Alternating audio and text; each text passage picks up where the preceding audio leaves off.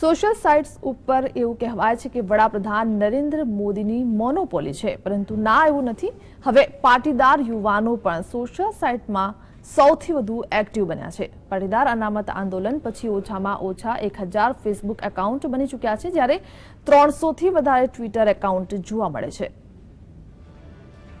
ગુજરાત સરકાર અને પાટીદારો વચ્ચે ખટરાગ ઊભો થયાને હજી 3 મહિનાનો સમય વીત્યો છે, ત્યારે સોશિયલ સાઇટ્સ ઉપર આંદોલનકારી યુવા નેતાઓ છવાઈ રહ્યા છે, જે ભાજપની સિદ્ધિઓની ઠેકડી ઉડાવી રહ્યા છે.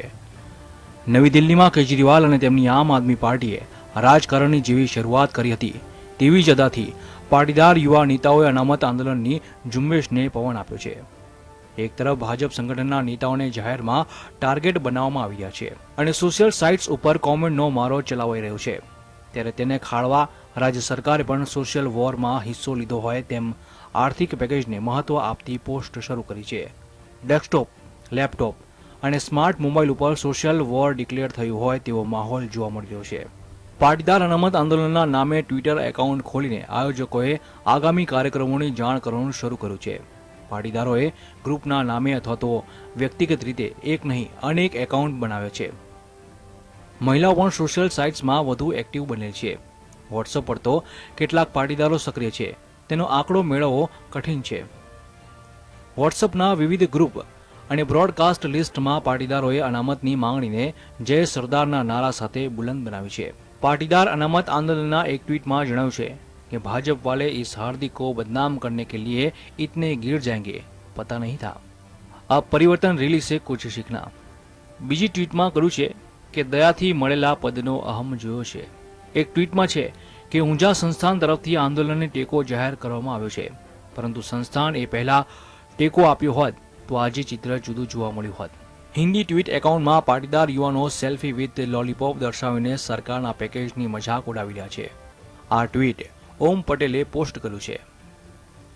हितेश पटेल लखे છે कि यह गुजरात भाजपा अपने मैनिफेस्टो में से हार्दिक शब्द को पूरी तरह से निलंबित करेगा. पाटीदार अनामत आंदोलनનું બીજું ટ્વીટ એકાઉન્ટ ગુજરાતીમાં છે. પાટીદાર એકતા જિંદાબાદ. હવે રોકાય એ બીજા પાટીદાર નહીં તેવું તેનું હેડર છે. પટેલો બે વસ્તુ નહીં ભૂલે, આપેલી લોલીપોપ અને ફોડેલા ફટાકડા. સીઆઈડી ગુનેગાર પોલીસ અધિકારીઓને બચાવવા માટે તપાસનું નાટક બંધ કરે. નેટ ચાલુ કઈ રીતે કરવાનું એ નથી ખબર, પરંતુ બંધ કરવા શું કરવાનું એ ખબર પડી ગઈ. પાટીદાર અનામત આંદોલન સમિતિએ તેની ખુદની વેબસાઇટ પણ બનાવી છે, જેમાં તેના આગામી કાર્યક્રમો અપડેટ કરે છે.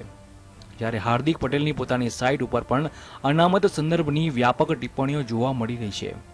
હવે તો પાટીદાર રિઝર્વેશન એજિટેશનના નામે વિકિપીડિયામાં પણ આંદોલનને સ્થાન મળી ચૂક્યું છે, જેમાં આંદોલન દરમિયાન થયેલા મોત, ઈજા તેમજ ધરપકડના આંકડા છે. આંદોલનની સ્થાપનાનો દિવસ 6 જુલાઈ 2015 બતાવવામાં આવે છે. ગૌતમ પુરોહિત, GSTV, અમદાવાદ.